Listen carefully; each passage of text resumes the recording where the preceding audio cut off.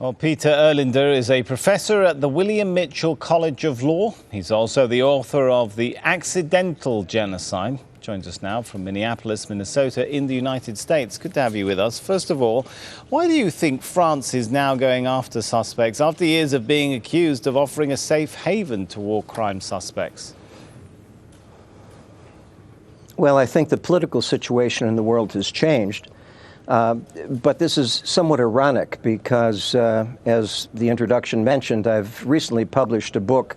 It's called The Accidental Genocide, which came out in November, that's made up primarily of UN documents that were introduced as evidence at the UN Tribunal.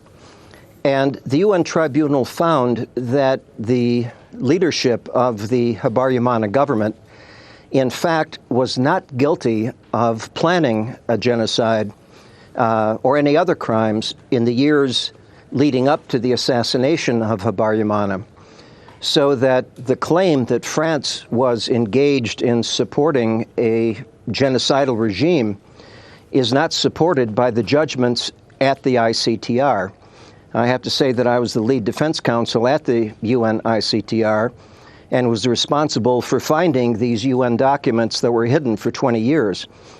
When those documents surfaced and we put them into the record, every trial chamber at the ICTR and the appeals chamber rejected the claim that the Habyarimana government and the military had been planning crimes. All right. It's true that there was mass violence after the president was assassinated, but France was not engaged in that. Okay, what about the accusations, though, that there is a question of how far French officials went in trying to thwart justice coming to some of the suspects? Even we are told, or it's been suggested, that even helped people to flee Rwanda who allegedly had blood on their hands.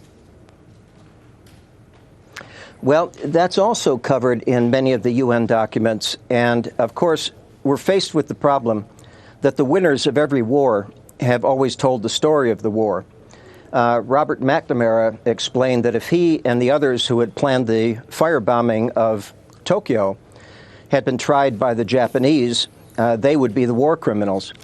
And we're faced with the situation that only the winners of the war have told the story so far. There actually is another story that is reflected in the UN and U.S. government documents that never came to light. And that's what my book does. It takes those documents and explains this other story that hasn't seen the light of day until recently.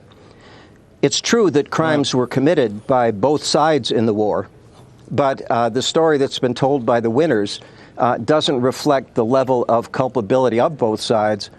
And the chief prosecutor, Carlo Del Ponte, is absolutely clear that Paul Kagame assassinated President Habyarimana and that the RPF committed massive crimes for which they should be prosecuted, have never been held accountable. Right. Okay. So pointing the finger at the French isn't historically accurate. We'll have to leave it there. Peter.Erlinder, thanks so much.